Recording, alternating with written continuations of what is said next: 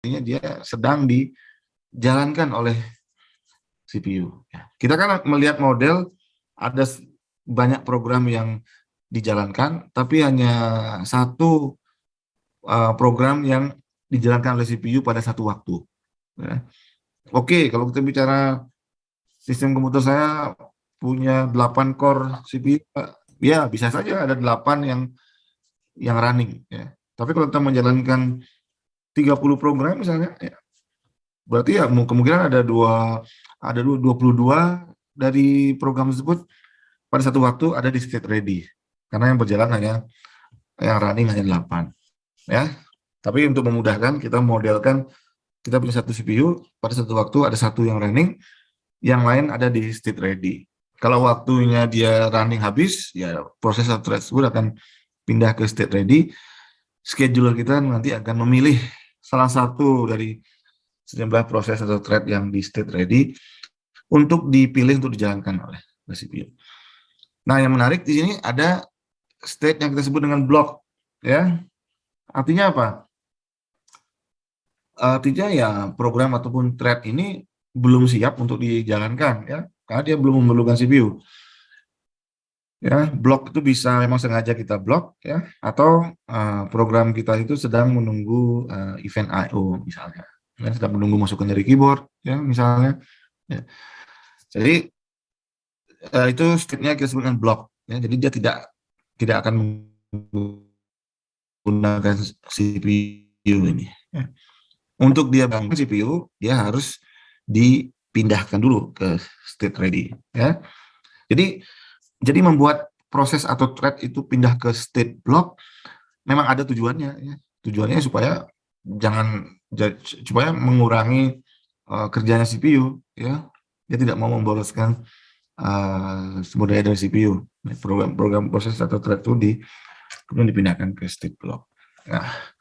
Nah, bahayanya adalah kalau kita tidak hati-hati dalam bermain-main dengan upaya membuat proses atau thread itu block, ya, kita bisa menghadapi, ya, masalah yang disebut dengan deadlock, ya, deadlock. Yang kalian sudah mengamati, ya, pada waktu kalian membahas producer consumer source code yang ada masalah, dining philosophers yang ada masalah, itu sudah lihat bahwa dia akan menyebabkan deadlock, ya. Nah, definisi dari deadlock adalah, ya, jadi kita misalnya, ya, diberikan suatu himpunan proses-proses ataupun thread, ya, yang kita sebut dengan A, B, C di sini. Ya, mereka semua ada di state block. Ya.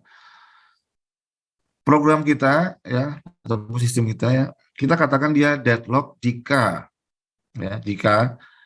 setiap proses, ya, yang ada di himpunan ini, yaitu proses A, B, C yang ada di himpunan blok ini, ya, masing-masing dari mereka itu menunggu event yang hanya bisa dimunculkan oleh salah satu dari mereka ini, ya, supaya dia pindah ke state ready.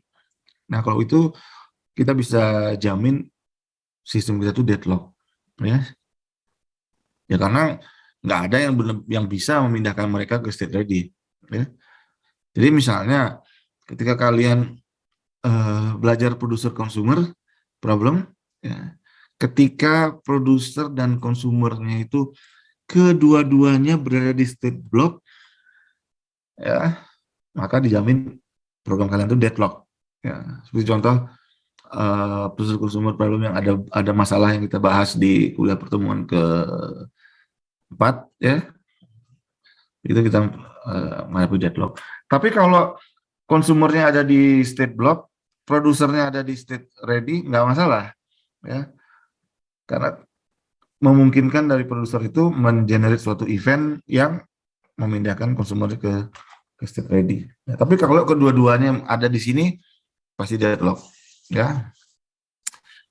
Kita bisa juga ya, ilustrasikan untuk device deadlock, ya, terjadi deadlock jika kedua-duanya itu memang saling menunggu, ya, seperti itu. Kalau kita bicara proses, ya kita harus jamin kernel jangan sampai deadlock, Ya, kalau kita bicara thread, ya itu bisa juga menjadi tanggung jawab dari programmernya ya untuk memastikan deadlock itu tidak terjadi. Dan kalian sudah mengamati juga di kuliah sebelum UTS, kalau kalian bermain-main dengan semafor, di mana semafor itu sangat powerful, ya, tapi kalau kita tidak hati-hati dalam memprogram dengan semafor tersebut, program kita bisa saja tanpa kita duga terjadi deadlock. Misalnya apa? Karena salah mengurutkan ya, salah mengurutkan daun semafor kita, itu bisa menyebabkan deadlock. Oke, ada pertanyaan tentang definisi ini? Ada pertanyaan tentang definisi deadlock? Belum, Pak. Belum. Ya, oke. Nah, sekarang kita sandingkan ya definisi deadlock dengan dua definisi lainnya, yang mana seolah-olah sama ya, karena program itu tidak bisa selesai, tapi ada perbedaannya. Ya, misalnya ada istilah starvation. Starvation itu adalah suatu kondisi ya, proses itu berada di state ready, ya dia tidak dalam kondisi block, tapi tidak pernah bisa mendapatkan jatah CPU. Ya. Ya, jadi misalnya apa? Proses yang berjalan itu diberikan prioritas yang rendah dan CPU sibuk melayani proses-proses lainnya dengan prioritas yang lebih tinggi, otomatis dia tidak pernah bisa mendapatkan jatah CPU-nya. Tapi dia tidak deadlock. Ya, karena kenapa? Karena dia berada di state ready. Ya, dia ada di sini nih, state ready. Itu sebenarnya starvation. Ya, walaupun programnya nggak selesai-selesai, ya, tapi dia tidak deadlock, dia starvation. Karena dia berada di state ready. Nah, dia tidak dapat jatah CPU. Nah, ada lagi kondisi yang kita sebut dengan live lock, ya. Live lock ini juga seolah-olah mirip dengan deadlock ya, programnya nggak selesai-selesai. Tapi kalau kalian perhatikan di top ya, atau task manager, programnya jalan, ya. Programnya tetap jalan, tapi kok nggak selesai-selesai. Nah itu kondisi ini program kita itu tetap berpindah ya, ready running, ready running, ready running, ready running dan seterusnya, tapi nggak selesai-selesai. Nah itu disebut dengan live lock ya. Jadi kita misalnya melakukan sinkronisasi, kita gunakan busy waiting ya, menggunakan while loop ya, tapi nggak pernah bisa masuk atau menyelesaikan while loopnya ya. Nah itu program kita katakan itu live lock ya.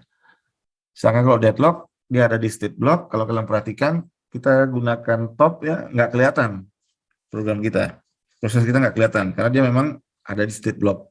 Kita bisa gunakan command PS misalnya berdasarkan proses status, terlihat proses kita itu ada di state block, tapi tidak pernah pindah ke state ready untuk dijalankan. Oke, ada pertanyaan tentang perbedaan deadlock, starvation, kemudian live lock. Apakah ada pertanyaan? Pak, maaf. Berarti Ya. yang starvation sama live lock nih program itu bakal tetap selesai kan Pak? Cuman lama gitu. Bukan, Pak? Starvation mungkin saja dia akan selesai kalau dia dapat jatah CPU. Kalau live lock ya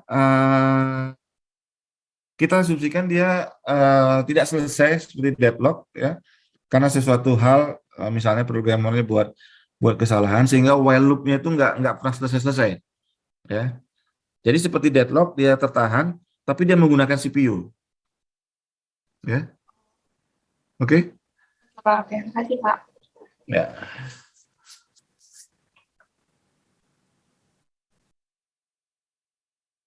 Nah ini kan namun tidak dapat melanjutkan eksekusi sampai selesai ya, dia tertahan.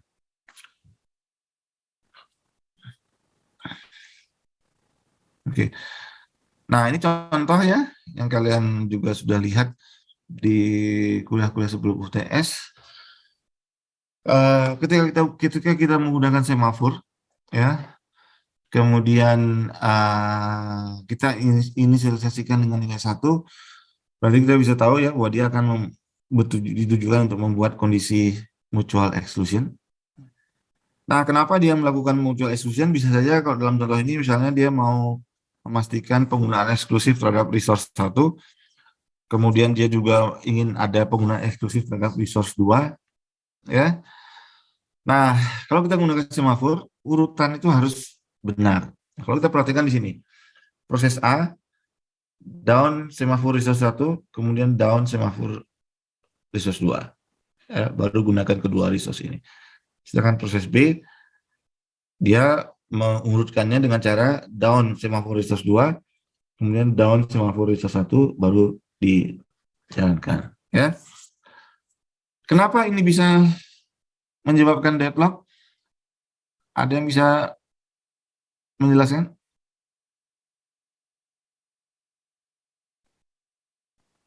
Kenapa ini bisa deadlock?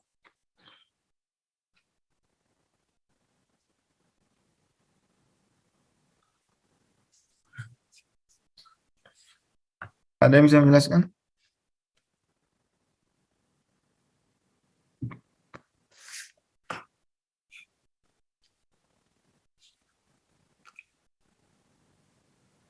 Ada yang bisa menjelaskan kenapa ini deadlock?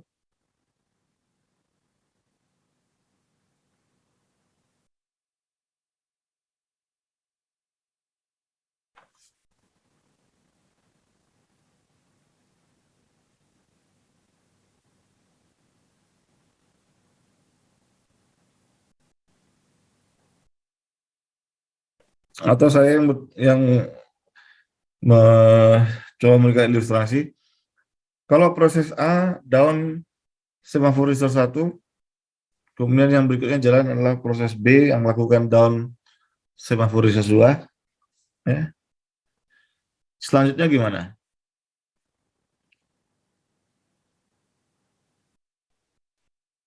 Resource 2 ke down lagi, Pak. Oleh siapa? Oleh proses A. Ya. Terus artinya berapa nilainya semafornya? -1. Ya. Terus? Ya, terus resource 1 ke down juga, jadi -1. Artinya?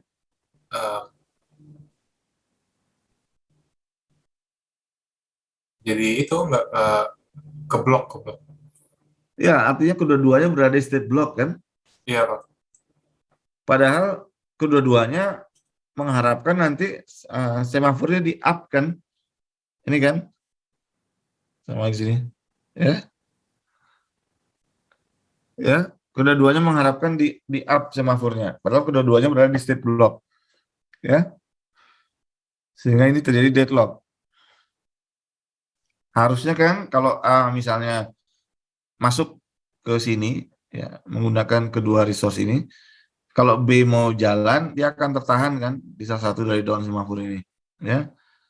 Dia bisa lanjut jalan kalau proses A meng-up semafornya. Ya. Tapi kalau kedua-duanya ada di state block, ya otomatis terjadi deadlock. Ya.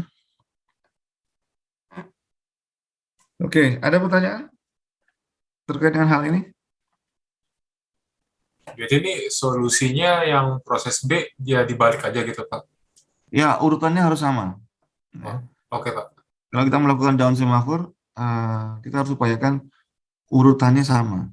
Ya, seperti itu. Nah, ada 4 syarat ya bahwa kondisi deadlock itu akan terjadi ya, tercapai. 1, karena ada keperluan untuk membuat kondisi mutual exclusion. Ya, jadi pada satu waktu ada satu available resource yang bisa digunakan oleh satu buah proses. Kemudian ada suatu kondisi yang kita sebut dengan hold and wait condition. Ya. Maksudnya apa? Hold and wait. Jadi proses yang sedang menggunakan suatu resource masih diperbolehkan untuk request resource lainnya dan menunggunya sampai tersedia. Ya, itu kondisi kedua, hold and wait condition. Ketiga, ada kondisi yang kita sebut dengan no preemption condition. Ya, jadi tidak ada resource yang dapat dilepaskan secara paksa dari proses yang sedang menggunakannya, kecuali proses itu sendiri yang melepaskannya. Ya, jadi no preemption condition. Ya, kalau misalnya preempt dimungkinkan, deadlock itu bisa saja dihindari. Ya. Karena kalau terjadi masalah tinggal di preempt salah satu dari ini. Ya. Kemudian ada kondisi yang disebut dengan circular weight condition.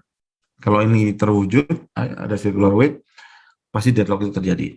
Ya, jadi circular weight itu kondisi menyerupai lingkaran rantai ya. Jadi terdiri atas proses dan resource. Tiap proses itu menunggu resource yang digunakan oleh proses lainnya. Ya, jadi kita bisa buat apa namanya istilahnya circular weight condition juga ya untuk konteks ini ya. Misalnya ada dua proses A dan proses B, ada dua buah resource ya, semafor resource 1 dan semafor resource 2. Misalnya proses A menggunakan resource 1 ya, artinya sudah down semafor resource 1. Kemudian dia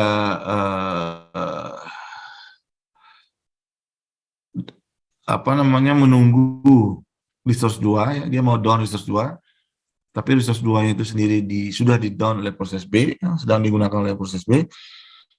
Di lain pihak proses B hendak mendown semafor resource 1 ya, request semafor resource 1, berarti terjadi loop di sini ya, terjadi loop ya. Kenapa resource 1 digunakan oleh A request resource 2, tapi resource 2 itu digunakan oleh proses B. Di lain pihak proses B juga request resource 1. Jadi ada loop di sini. Nah, itulah menyebabkan terjadinya deadlock. Ya. Nah, deadlock bisa kita modelkan menggunakan graph teori ataupun menggunakan matriks ya, tergantung jumlah atau jenis resource yang akan dimanfaatkan oleh proses kita. Kita lihat dulu pemodelan yang menggunakan graph teori ya. Jadi graph itu apa? Adalah suatu himpunan ya, himpunan dari nodes dan arc ya, atau nodes dan link. Nah, setiap lingkaran pada graf kita itu untuk nodes-nya ya, kita gunakan untuk memodelkan proses dengan gambar kotak. Pada nodes itu memodelkan resource ya. Kemudian kita gunakan directed arc ya, atau panah ya. Jadi kalau panah itu dari lingkaran ke kotak ya, berarti proses request suatu resource ya. Dan dia bisa terblok menunggu resource itu dia peroleh ya. Jadi mungkin saya gambarkan aja supaya lebih ini.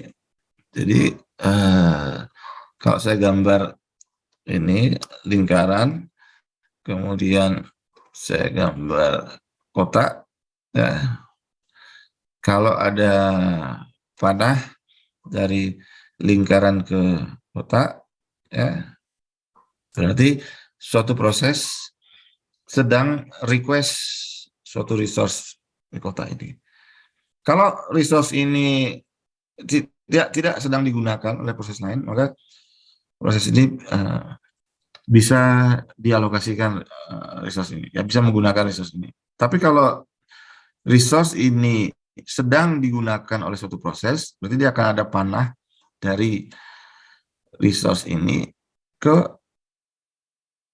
proses lainnya, ya seperti ini.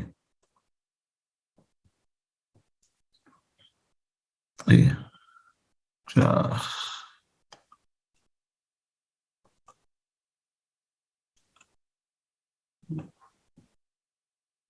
Ya.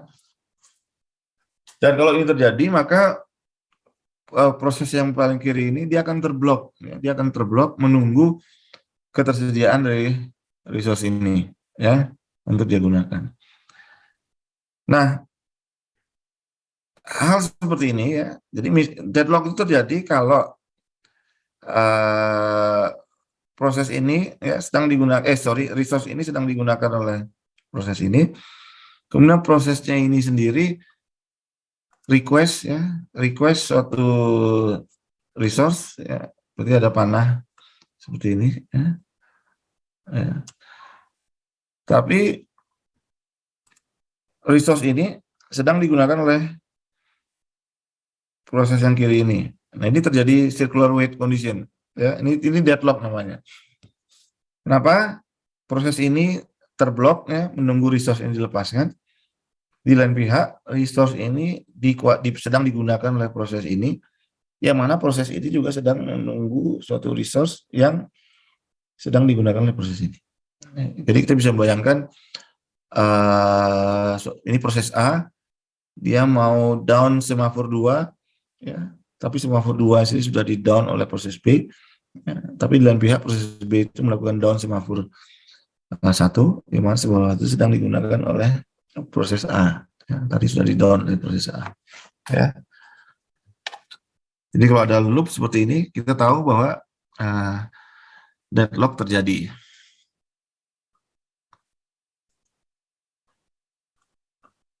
Selanjutnya, nah ini ya gambar yang saya katakan tadi, kalau ada kotak ya panah ke lingkaran, ini berarti resource R sedang digunakan oleh A, atau A sedang holding resource R.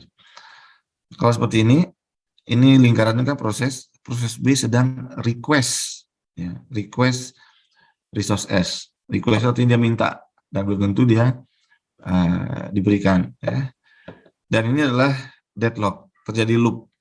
Ya.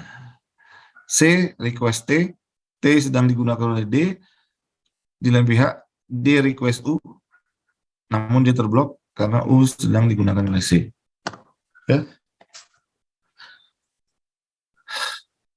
Oke, ada pertanyaan sampai di sini?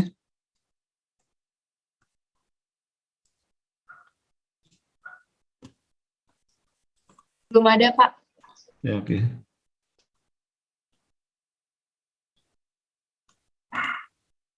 Oh.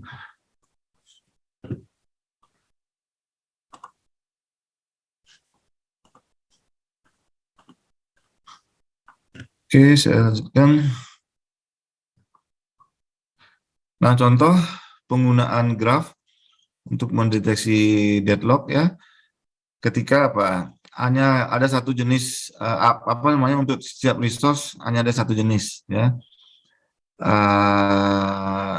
Kalau misalnya jenisnya ada lebih satu, nanti kita gunakan teknik matrix ya, kita akan lihat di slide sebelumnya.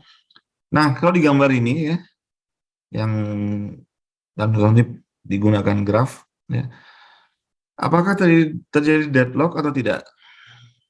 Dan kalau terjadi, mana yang menunjukkan deadlock itu terjadi?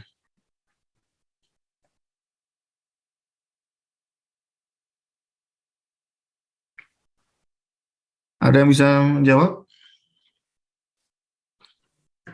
Yang itu ya Pak, yang dia ngelup gini ya Pak. Yang DTEVGU ya. Iya itu Pak. Ya, ini ya, bagian yang ini ya, DTEVGU. Ya, ini ada loop nih. Ya, ini menyebabkan deadlock. Ya. Kenapa yang ini tidak deadlock? Ada yang bisa menjelaskan? Karena banyak juga dari kuliah-kuliah sebelum itu banyak yang menjawab, oh ini Pak penyebab deadlocknya. Menurut saya bukan. Kenapa yang ini tidak deadlock? Memang benar tidak loop, tapi ini tidak deadlock kalau yang bagian ini. Artinya apa ini? A panah S, C panah S, F panah S, D panah S. Artinya apa?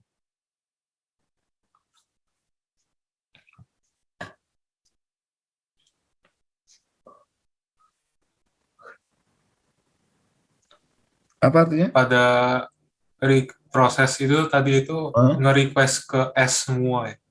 Ya. Kenapa tidak deadlock?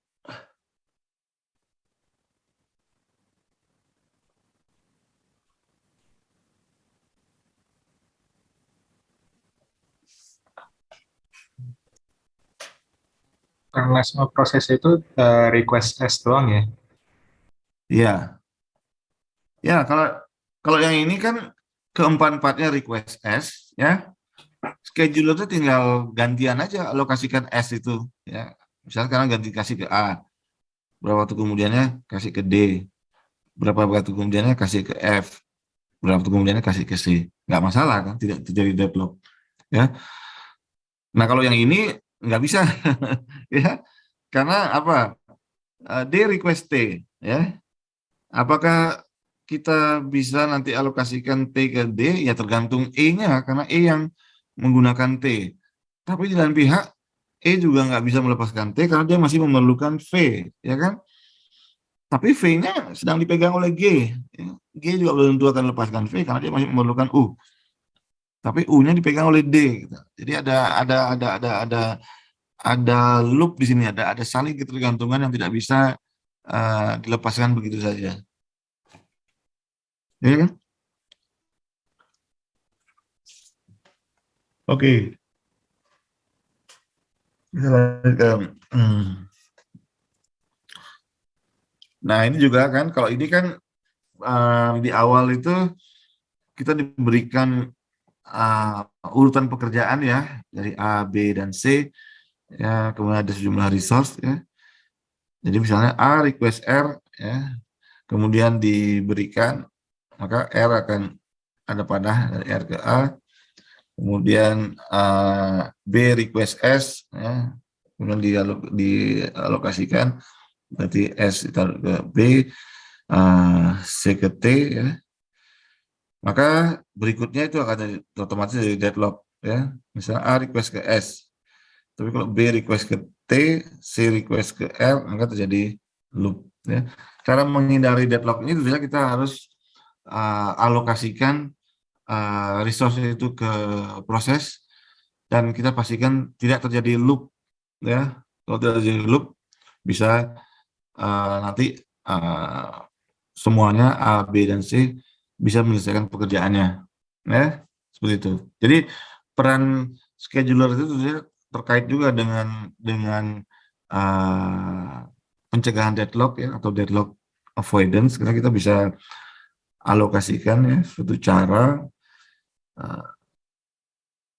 supaya loop itu tidak terjadi ya. Atau kalau nanti kita bahas matriks, kita upayakan setiap langkah dalam kita mengalokasikan resource ke proses, state kita itu masih kita kategorikan safe ya atau aman dan tidak menyebabkan deadlock seperti itu. Nah, bagaimana strategi kita menghadapi deadlock ya? Kalau kita baca-baca di textbook ya, biasanya sih di list ya ada empat strategi yang kita lakukan. Yang pertama yang lucu ya, disebut juga dengan ostrich algorithm, pada dasarnya just ignore the problem. Kalau deadlock terjadi ya bad luck, kita tinggal reset komputer kita, ulangi lagi. Seperti itu. Kenapa ignore the problem itu termasuk strategi juga? Karena kadang-kala terlalu besar ya cost yang mesti kita korbankan ya untuk membuat sistem kita itu benar-benar terbebas dari deadlock ya. Sebagian kompleksnya sistem kita sehingga kita tidak bisa ada biaya tambahan untuk kita siapkan deadlock avoidance yang cara menghindari deadlocknya. Makanya banyak komputer-komputer itu ya biasanya ada reset buttonnya. Ya, kalau terjadi sesuatu deadlock, komputernya freeze atau ada blue screen, ya kita tinggal press reset button ya, atau kita matikan listriknya kemudian nyalakan lagi ya, ignore bahwa problem itu pernah terjadi. Tapi untuk aplikasi-aplikasi tertentu yang mana memang kita harus pastikan deadlock itu tidak terjadi, atau kita harus karena misalnya kerugiannya sangat besar kalau sampai terjadi deadlock per sistem itu, maka kita harus rancang suatu cara untuk kita bisa mendeteksi deadlock itu terjadi dan kita bisa recovery, atau di setiap langkah dari program kita harus selipkan suatu cara untuk menghindari terjadinya deadlock, ya, atau memang dari awal kita sudah atur supaya cegah deadlock itu tidak dapat terjadi, ya. Jadi ini strategi yang kita akan lihat, ya, akan kita pelajari bagaimana kita mencegah atau menghindari deadlock, ya. Tapi kalian juga perlu aware, ya, just ignore the problem juga merupakan salah satu strategi, ya. Kenapa juga disebut ostrich algorithm? Nah, ini juga kalian perlu tahu juga untuk pengetahuan umum, ya. Jadi ostrich itu burung onta. Kalau dia ada masalah, dia biasanya tinggal tenggelamkan kepalanya tuh di pasir, ya, karena dia bisa hidup di padang pasir. Ini orang komputer science kan memang suka bercanda, ya. Jadi ignore the problem itu ya sama aja dengan algoritma dari burung onta menempel kepalanya di dalam pasir.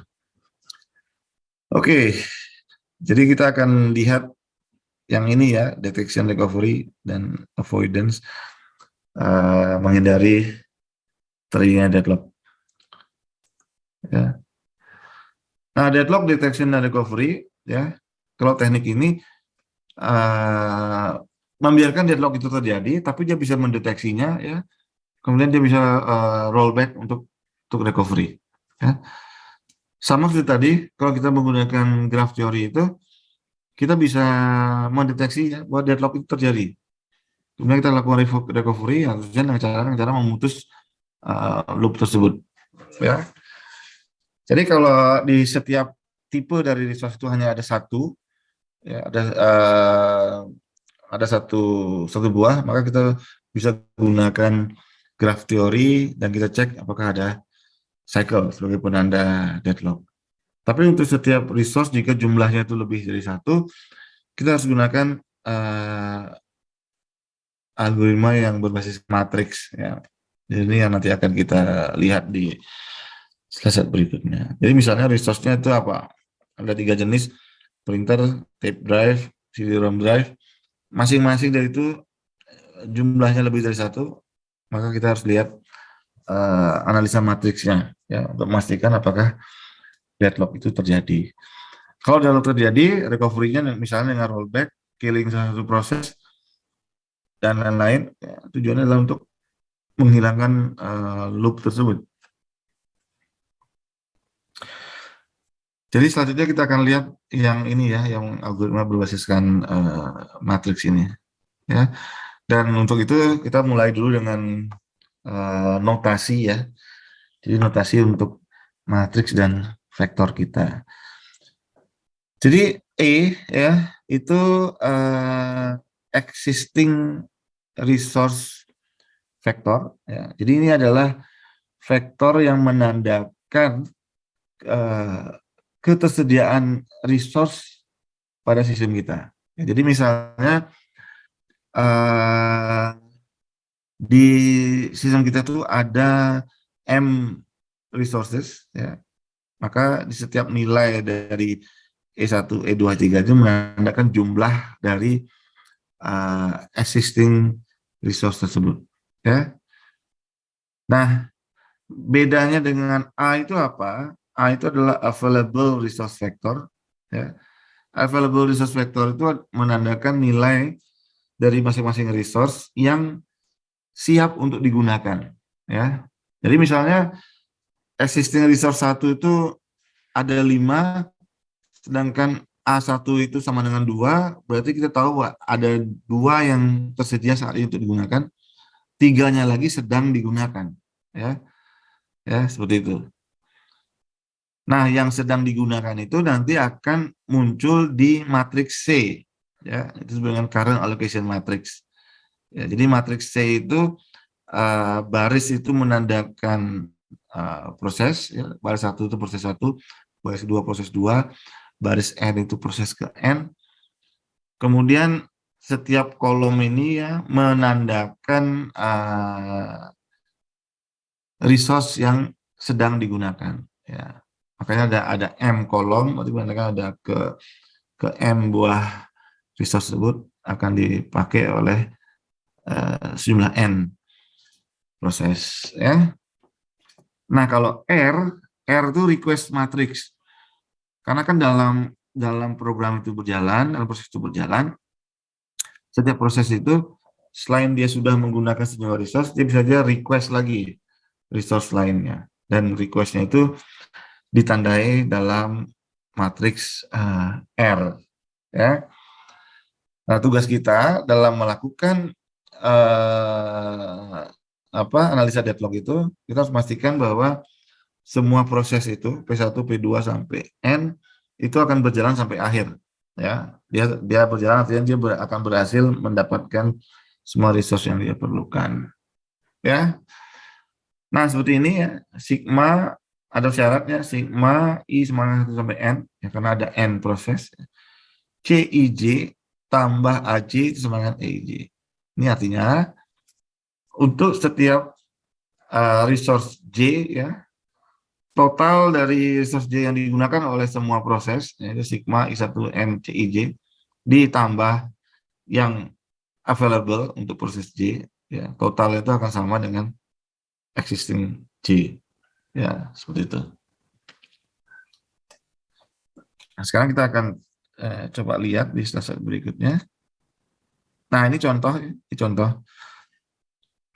Ini ada 4 buah resource. Yang pertama itu merepresentasikan tape drive, yang kedua merepresentasikan plotter, yang ketiga merepresentasikan scanners, yang keempat merepresentasikan CD-ROM. Ya. Jadi dalam sistem ini existingnya yang ada itu tape drive-nya ada 4, plotternya ada 2, scanner ada 3, CD-ROM ada 1. Nah, kalau kita lihat di matriks C, proses 1 hanya menggunakan 1 buah scanner, proses 2 menggunakan 2 tape drive, 1 buah CD-ROM, proses 3 menggunakan 1 buah plotter, 2 buah scanner. Ya. Nah, kita bisa dapatkan vektor A. Ya. Misalnya apa? Tape drive. Siapa saja yang menggunakan tape drive yang menggunakan adalah proses 2, yaitu menggunakan 2 buah tape drive. Berarti akan ada sisanya 2 tape drive yang available untuk digunakan. Ya. Demikian juga untuk plotter, karena digunakan oleh proses 2, ya, sejumlah 1 buah plotter, maka sisa yang dapat digunakan adalah 1. Ya. Scanner digunakan oleh proses 1, digunakan oleh proses 3. Ya. Jadi ada 3 buah scanner, sehingga tidak ada yang available ya, di vektor A-nya. Ya, demikian juga CD-ROM. Nah, masing-masing proses ini, P1, P2, dan P3, masih memerlukan tambahan resource lainnya ya, yang di recap dalam matriks R, request matrix ya. Proses 1, request 2 tape drive, 1 CD-ROM. Proses 2, request 1 tape drive, 1 scanner. Proses 3, request 2 tape drive, dan 1 buah plotter. Ya. Nah, tugasnya OS sebagai scheduler, ya, dia akan mengalokasikan resource yang di request oleh proses sehingga semua proses ini bisa berjalan sampai selesai.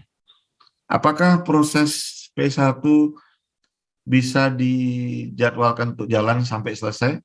Kalau kita melihat status saat ini, proses 1 memerlukan 2 tape drive dan 1 buah CD-ROM. Bisakah kita alokasikan resource yang diinginkan supaya proses P1 itu lanjut jalan sampai dia selesai? Bisa atau tidak?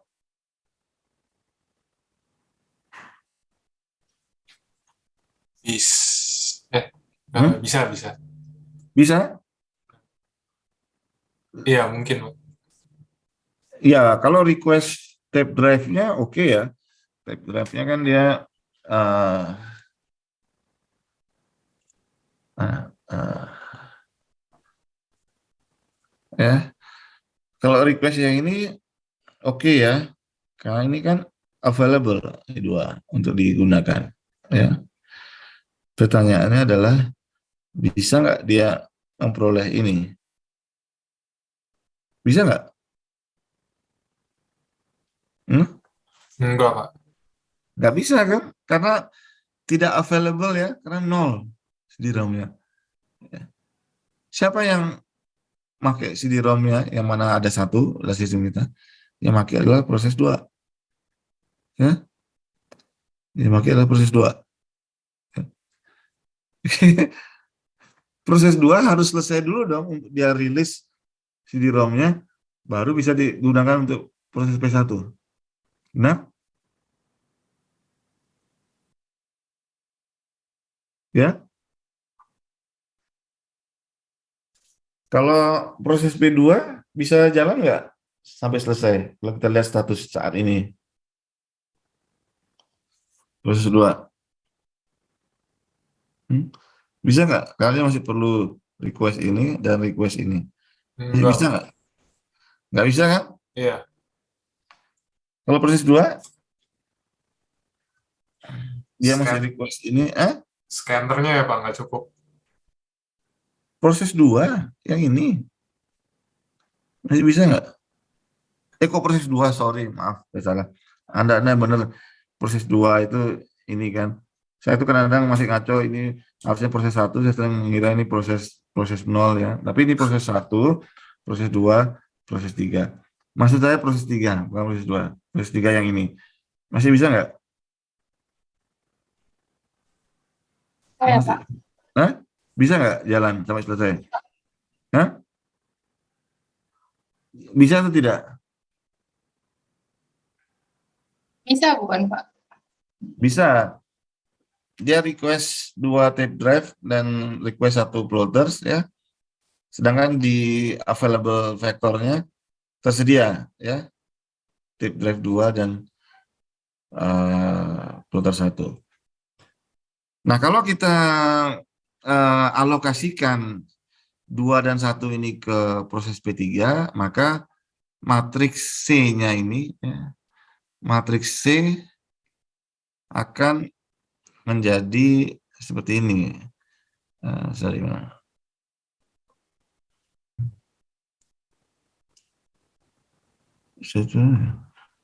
matriks C akan menjadi 0, 0, 1, 0 ya. Kemudian 2, bawahnya kan tetap kan nggak berubah 2, 0, 1. Nah, yang baris ketiganya ini untuk proses P3, karena requestnya dia dipenuhi, ya, 2, 1 yang dipenuhi, maka baris ketiga itu akan menjadi 2, ya, 2, 2, 0. Ya, oke, bisa dipahami? Sekarang C, karena allocation matrix akan menjadi seperti ini, seperti yang saya tulis di kiri ini. Karena request dari P3 untuk tape drive dan plotter di granted, sehingga menjadi 2220 di baris yang ketiga. Ya, bisa? Bisa diikuti? Sehingga vektor A akan menjadi berapa? Vektor A akan menjadi 0, 0, 0, 0. Karena tape drive dan plotternya sudah dialokasikan sehingga pindah ke matriks C. Bisa? Bisa diikuti? Bisa, Pak. Nah, karena kalau proses P3 itu selesai jalannya, ya, misalnya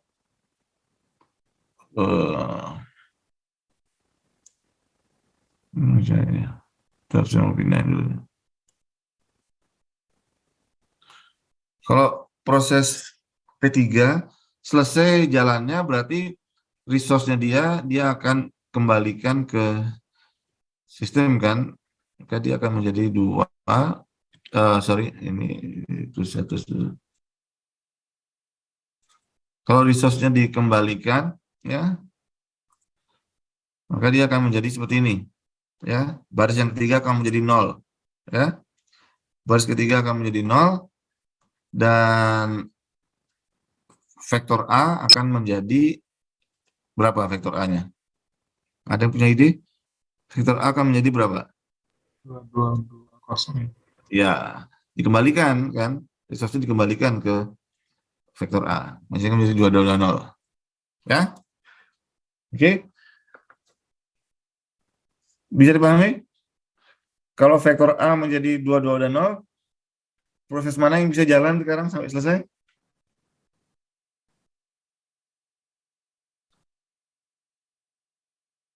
Dua, Pak. Ya, proses 2 bisa jalan sampai selesai ya, karena request-nya bisa dipenuhi semua. Ya, setelah selesai digunakan, kita kembalikan lagi resource-nya ke vektor A. Nah, kita cek apakah proses P1 bisa jalan sampai selesai. Ya, seperti itu. Ini salah satu cara analisa kita menggunakan matriks ya, dengan target, ya semua proses bisa memperoleh request resource yang diinginkan, yang menandakan dia nanti bisa berjalan sampai selesai. Dan semuanya harus berjalan sampai selesai. Kita pastikan deadlock itu tidak terjadi. Oke. Dan kita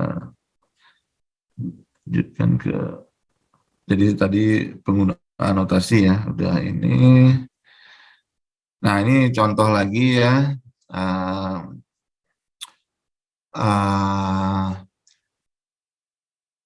Sama seperti tadi ya, request itu matriks R, allocated itu matriks C, available to vektor A, ya. Kemudian kita tandai mana proses yang bisa kita jalankan, kalau belum bisa kita tandai sama seperti tadi ya, vektor available, nanti setelah selesai kita update vektor A-nya. Kalau algoritmanya terminate, berhenti ya, nggak sampai selesai, berarti deadlock itu terjadi. Seperti itu. Oke.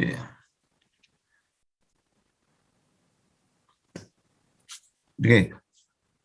Sekarang kita lihat konsep deadlock avoidance ya. Kita berusaha menghindari deadlock. Kalau sebelumnya kita asumsikan, request resource semua tersedia, kalau bisa kita berikan. Ya, bagaimana kalau kita lakukan satu persatu?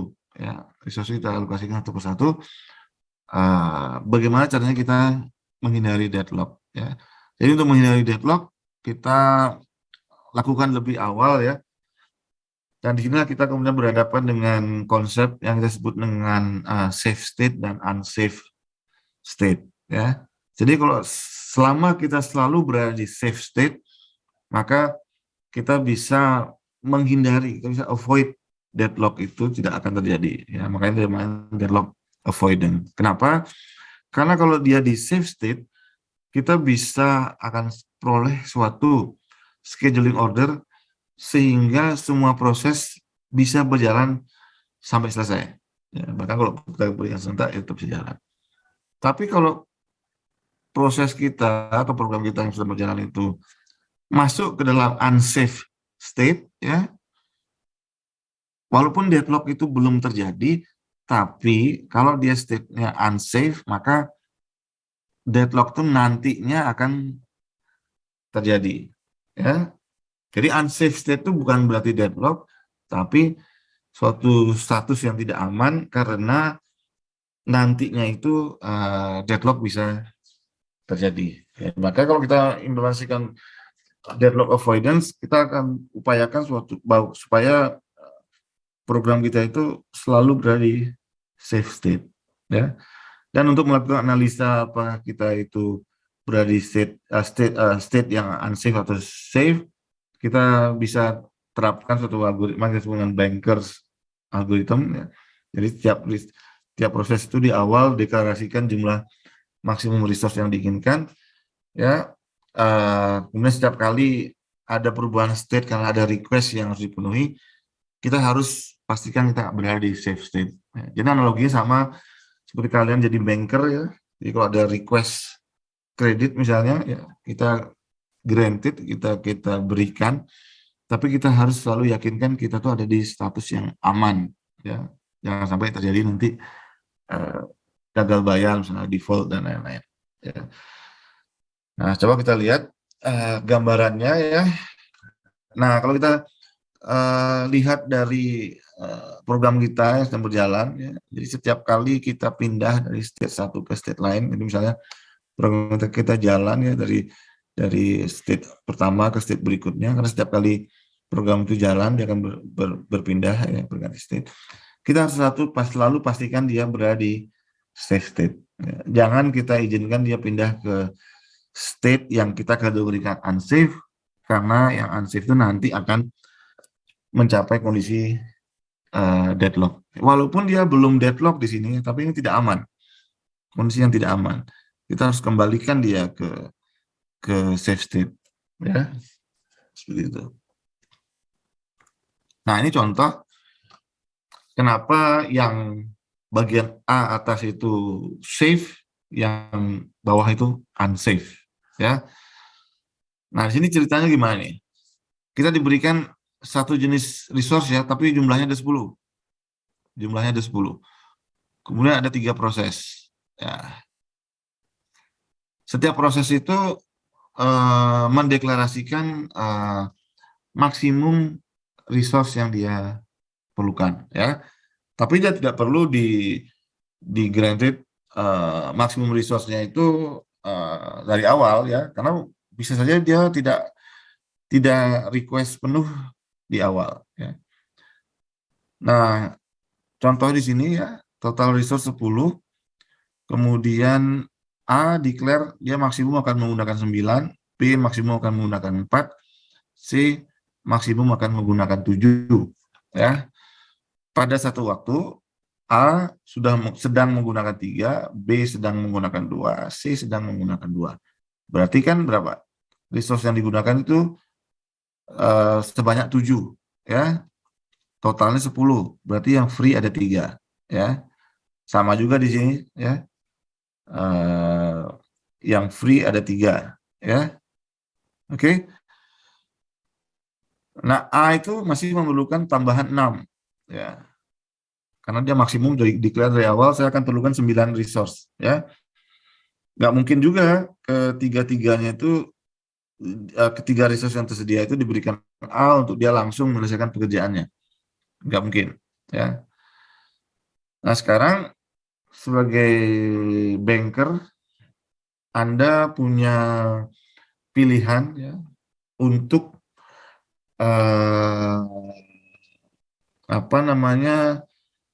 memberikan tambahan resource ke nasabah Anda ya, seperti ini. Jadi misalnya dari sebelumnya itu free-nya ada 3 ya. Yang bagian pertama ini memberikan tambahan 2 ke B ya, sehingga free-nya menjadi 1. Yang di sini ini memberikan tambahan 1 ke A ya, sehingga free-nya ada 2 ya. Di sini free-nya masih 1, di sini free-nya masih 2 ya. Tapi yang A itu safe, yang B itu unsafe ya. Jadi yang A masih ada di sini safe, yang B sudah di unsafe. Padahal hanya memberikan 1 buah resource ke A ya. Kenapa yang A ini safe, yang B unsafe? Karena yang A ini A, B, C itu bisa selesai semuanya. Ya. Kenapa bisa selesai? Karena ketika B sudah menyelesaikan semua pekerjaannya, berarti dia nggak perlu lagi resource tersebut ya. Jadi keempat-empatnya bisa dilepas sehingga free-nya menjadi 5. Ya. Free-nya menjadi 5. Sini. Kemudian karena free-nya ada 5, maka bankernya bisa ngasih semuanya ke C. Ya. Oke, seperti ini. Kemudian free-nya ada 7. Ya, 7 itu kemudian bisa dikasih ke A. Sehingga A bisa jalan sampai selesai. Ya, request maksimumnya bisa dipenuhi. Nah, kalau yang ini, dia belum deadlock tapi unsafe. Ya. Kenapa? Kalau misalnya langkah berikutnya bankernya berikan 2 ke B, maka B itu akan sudah mencapai maksimumnya ya, maksimum resource yang dia gunakan, sehingga B selesai, free resource-nya itu ada 4. Nah, kalau sudah seperti ini, bisakah A dan C itu menyelesaikan pekerjaannya? Kalau dia minta maksimum request-nya seperti tertera di sini, bisa nggak? Tidak. Nggak bisa ya, nggak cukup. Kasih ke A, baru dari 8. Kasih ke C, baru 6. Ya. A dan C tidak bisa menyelesaikan pekerjaannya. Ya. Jadi deadlock. Ini terjadi deadlock. Ya. Di awal dia belum deadlock, cuma unsafe aja. Di unsafe ini. Ya. Sedangkan ini safe. Ya. Padahal free-nya cuma 1, nih free-nya cuma 2. Dia yang ini salah menjadwalkan penambahan pembagian kredit ke B, tapi berakibat macet. Ada C-nya macet. Oke, ada pertanyaan sampai di sini?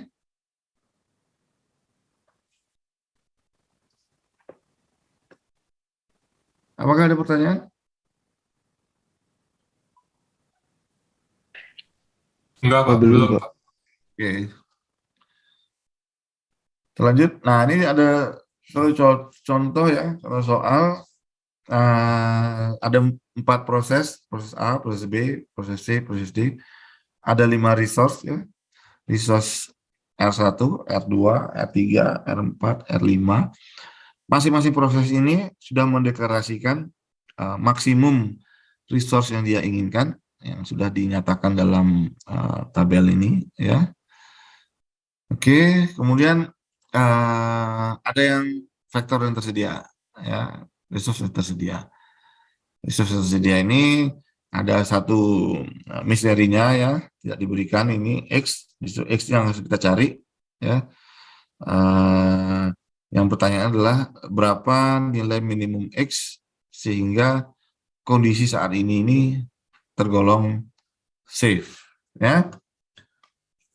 Caranya bagaimana kita memeriksanya ini? Tentu saja kita harus telusuri ya, dari kemungkinan nilai X paling kecil, kemudian kita naikkan sampai kita dapat kondisi yang safe ya. Berarti kita akan coba dari nilai X berapa? Paling kecil tuh X berapa? 0 ya, Pak. 0 ya.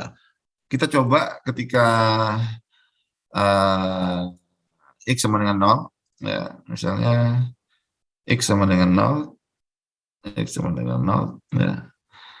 Kita tes ya, kita tes.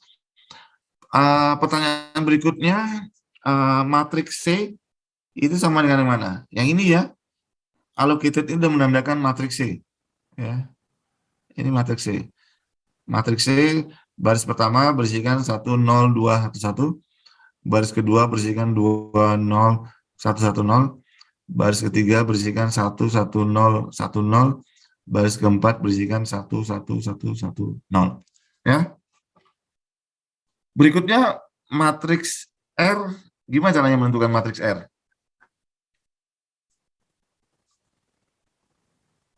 Gimana cara menentukan matriks R? Matriks R itu mencatat request ya. Ya. Jadi gimana caranya menentukan matriks R? Maksimum kurang allocated. Ya, ya, benar. Maksimum kurang allocated ya. Jadi matriks R itu ya, matriks R itu adalah 0 1 0 0 2 ya. Terus 0 2, 1, 0, 0, ya, ini requestnya. 1, 0, 3, 0, 0, kemudian ini 0, 0, 1, 1, 1, ya, matriks R-nya, ya, matriks R. Jadi kalau di sini, kalau misalnya A-nya 00012, ada nggak proses yang bisa jalan sampai selesai?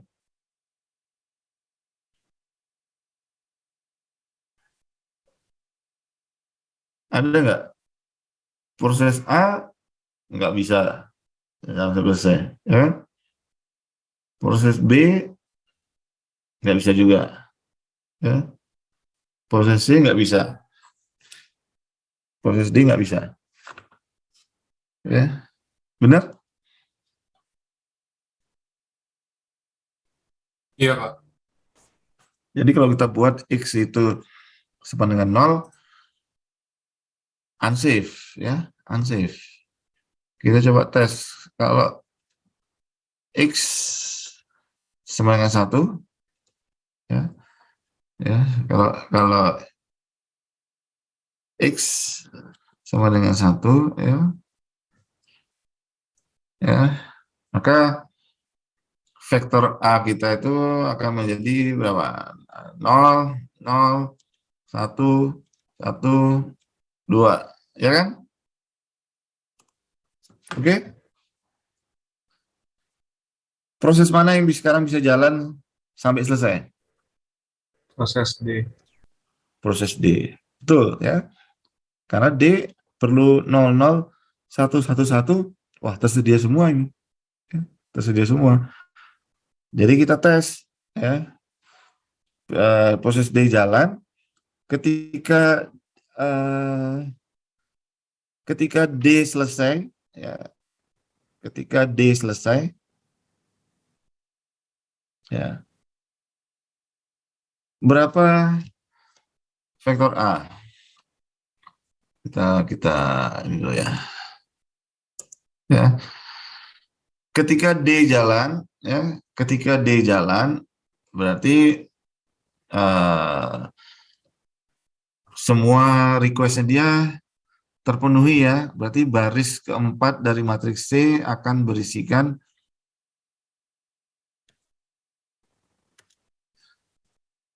ya maksimum media, ya, 11, 22, 10, ya, oke,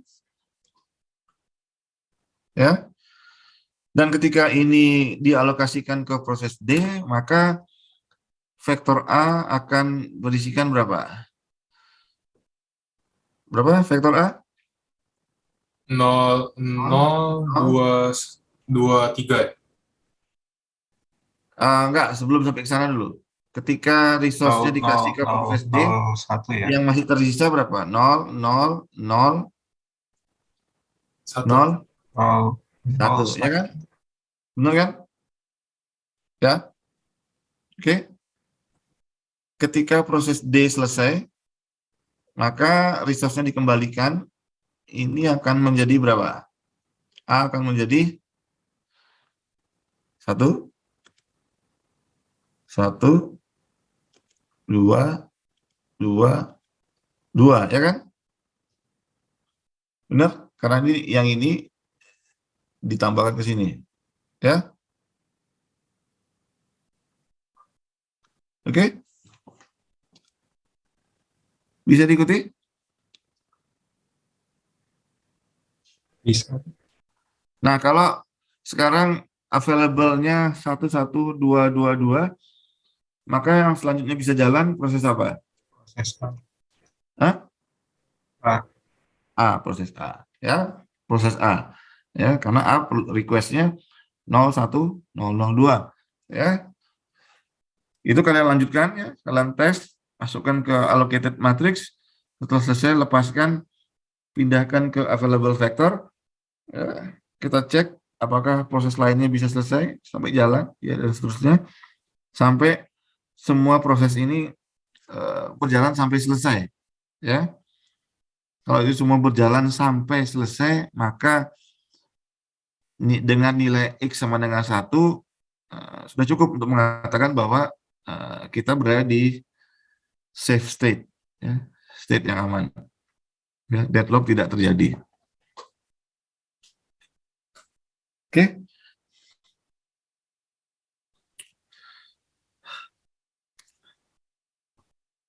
Oke, ada pertanyaan di sini? Atau sudah jelas? Udah jelas kok, Pak. Jelas ya, oke. Yang lainnya bagaimana?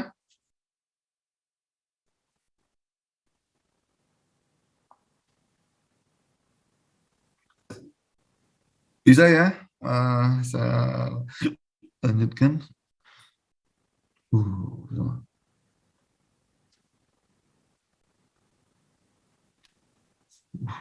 Oke. Oke, kemudian kalau kita bicara prevention, ya, berarti pencegahan terjadinya deadlock.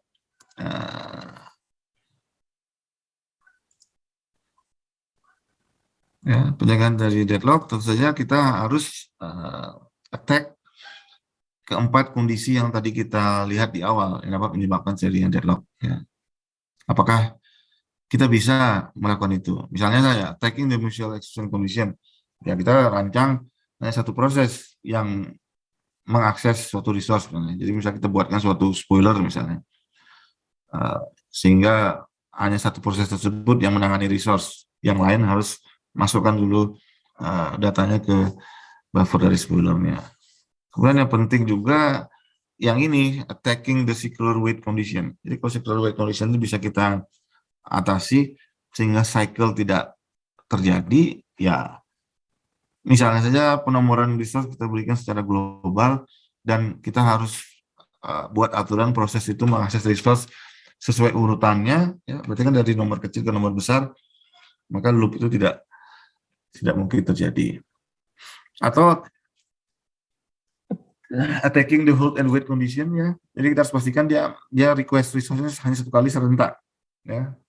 Jangan sampai satu persatu di mana bisa terjadi circular wait di antara proses-proses tersebut, ya. Atau kalau kita bisa buat sistemnya itu support preemption, ya, berarti loop itu sendiri bisa kita putus dengan cara kita preempt salah satu dari proses yang memegang resource tersebut, ya, seperti itu. Oke. Berikutnya ini ada contoh soal. Kita akan bahas ya berikutnya. Mungkin sambil di sini saya validasi terlebih dahulu kehadiran kalian.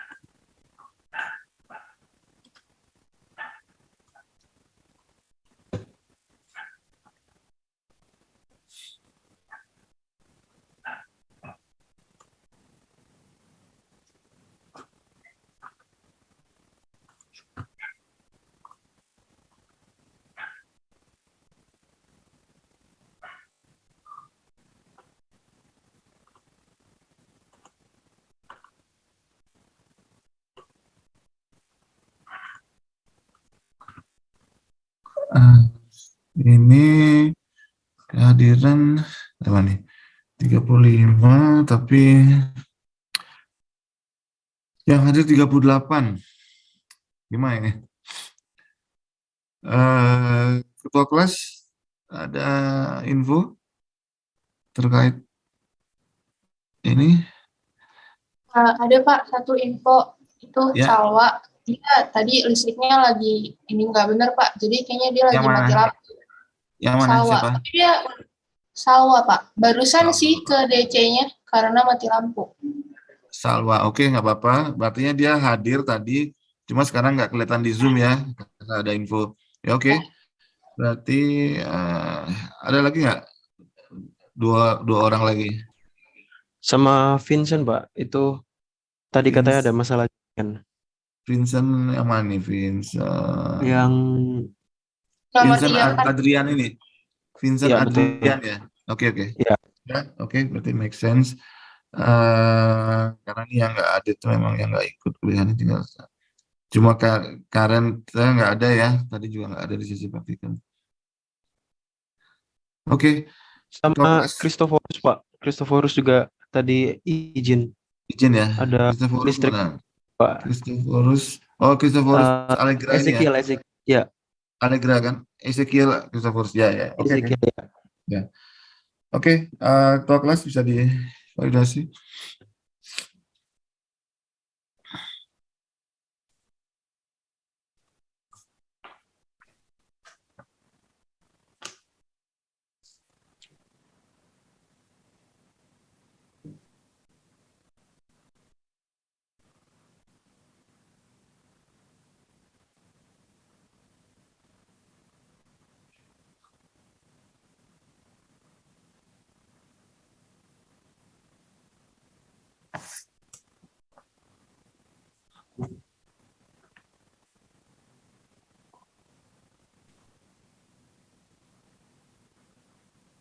Save. Oke, Udah, Pak. ya. Bisa cek lah.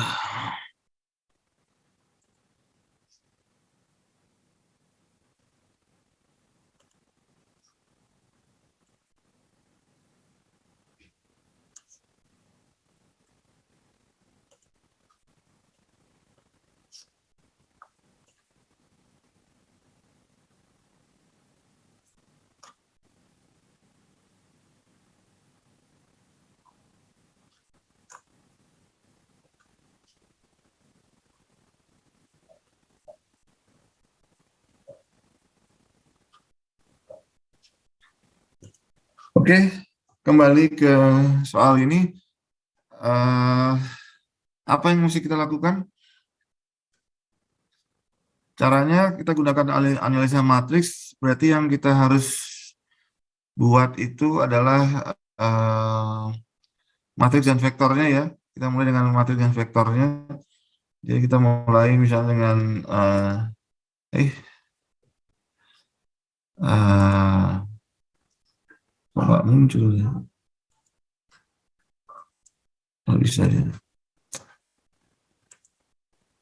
Stop.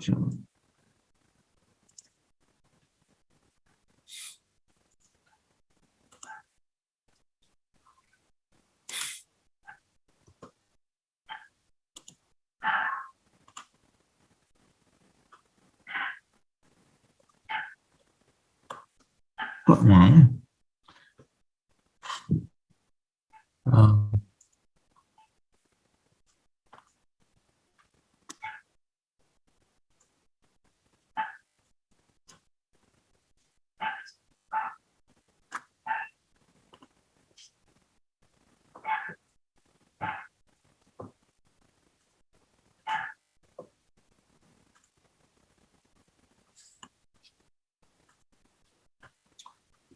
sini aja.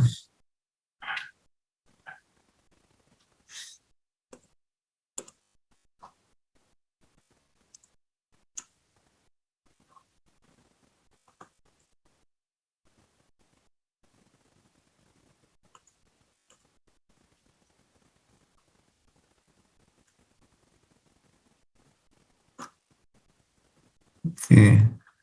Jadi yang kalian perlu lakukan buat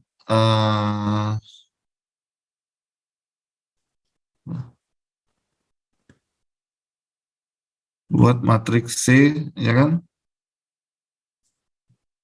Matriks C, ya. Matriks C isinya apa? Jadi kita susun dulu ya, setiap baris, jadi ada 4 baris pada matriks kita, itu untuk proses P1, proses P2, proses 3, proses P4. Kemudian kolomnya, misalkan kalian buat kolom pertama untuk tape drive, kolom kedua untuk plotter, kolom ketiga untuk scanner, kolom keempat untuk CD-ROM. Ya.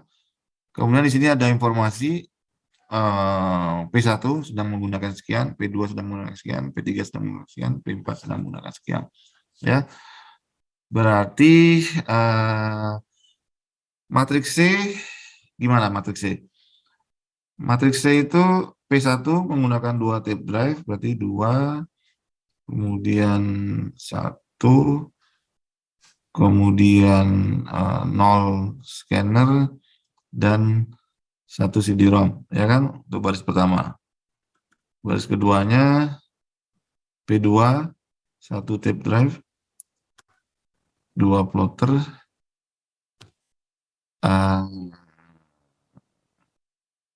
1 scanner, dan 0 CD-ROM, ya kan? Benar kan? Terus proses 3, 2 tape drive, 2 tape drive, 1 scanner, 1 CD-ROM. 4,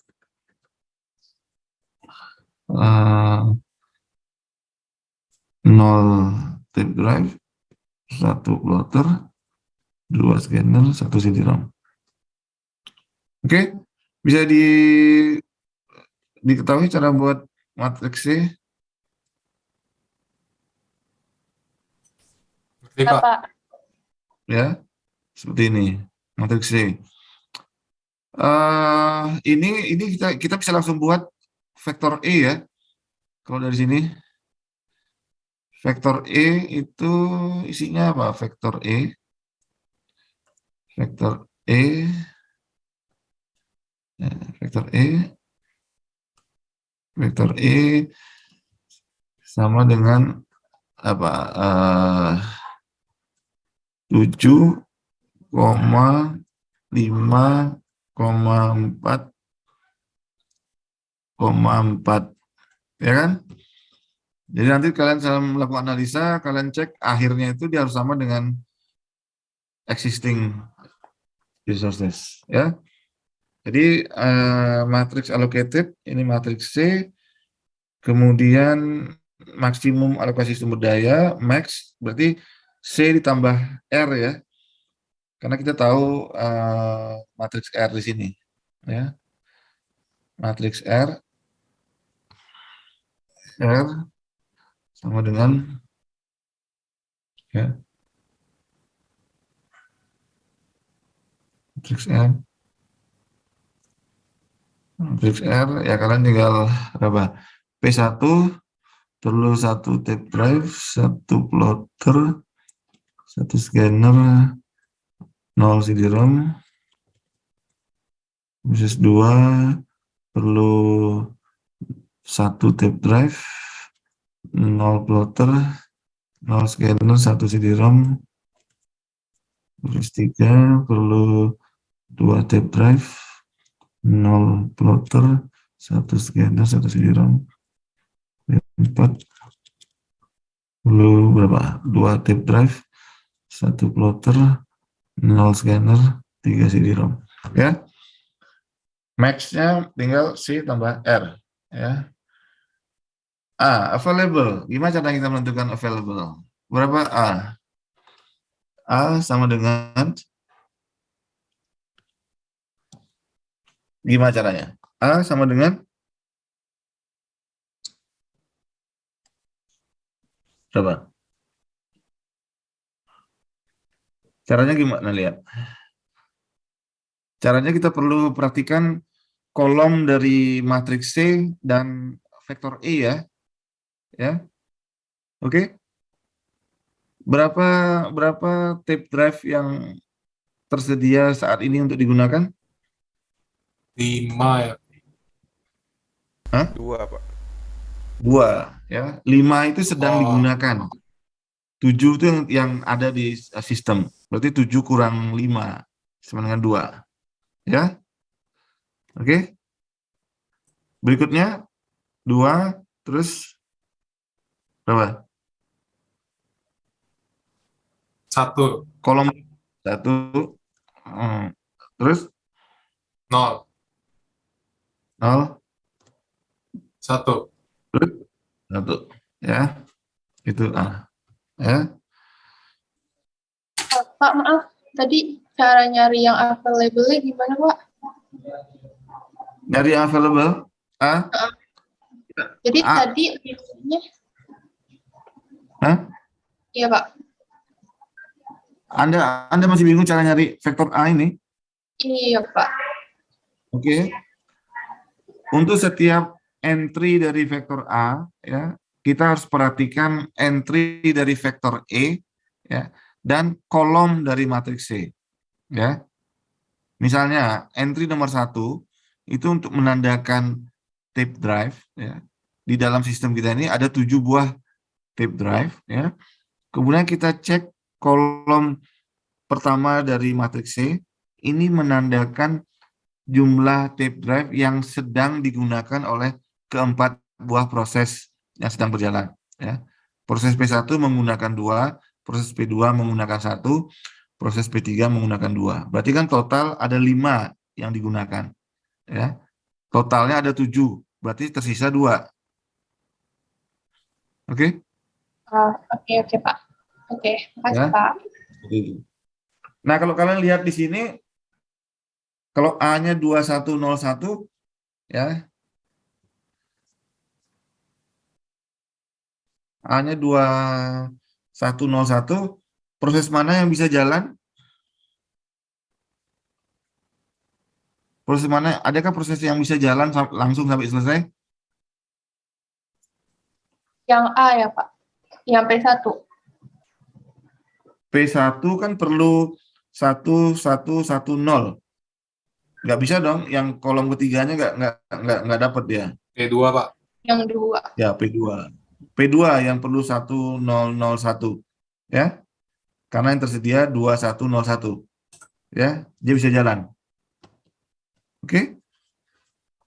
Jadi Anda lakukan analisa, P2 jalan, ya, karena request yang terpenuhi, kalian update baris kedua dari matriks C, ya, kemudian kalian update vektor A, ya. Kemudian setelah P2 itu selesai jalan, berarti baris kedua dari matriks C itu kita nolkan, kemudian baris kedua dari C itu kita tambahkan ke vektor A, ya. Kemudian di sana setelah itu kita lihat ada nggak proses lain yang masih bisa jalan, ya. Karena kan kita mau memastikan semua proses itu bisa jalan sampai selesai, ya. Kalau misalnya tidak bisa jalan sampai selesai, yaitu deadlock terjadi, ya, seperti itu. Oke, bisa dipahami pernyataan saya? Bisa, Pak. Oke, seperti itu ya. Kalian lanjutkan berlatihnya, ya. Oke, saya hapus dulu.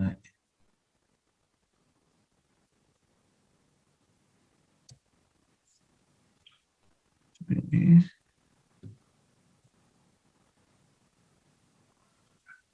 Oke, seperti itu ya. Kalian bisa juga berlatih di soal berikutnya. Ya, pada sana konsepnya serupa. Ya, seperti tadi. Sekarang kita lihat apakah save atau unsafe. Intinya sama ya. Pokoknya kalau save, kita bisa buktikan bahwa pada akhirnya semua itu bisa selesai.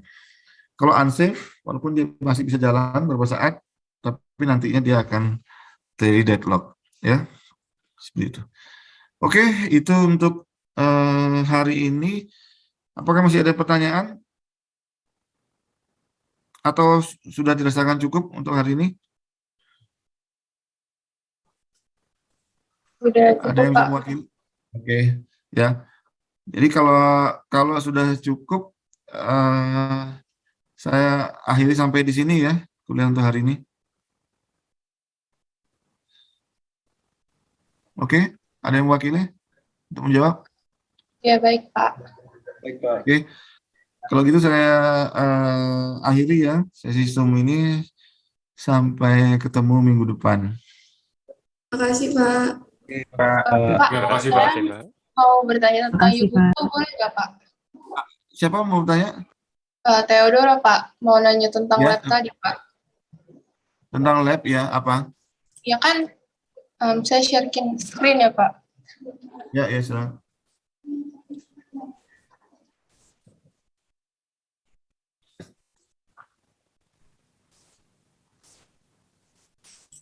Pak, saya ini nggak bisa dijalanin pakai yang file green-nya tadi, Pak. Saya lihat dulu. File green. Ininya jangan file green. Coba diulangi lagi, ketik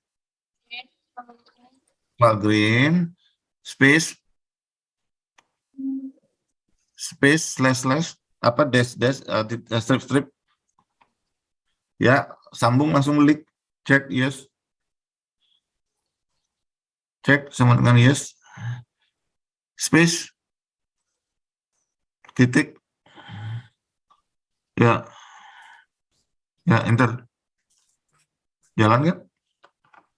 Ya ini, Pak, maaf. Oke, Pak. Ya, ya. Oke, ya nggak apa-apa. Makasih, Pak. Ya, saya tutup ya Zoom-nya. Oke, baik. Terima kasih, Pak.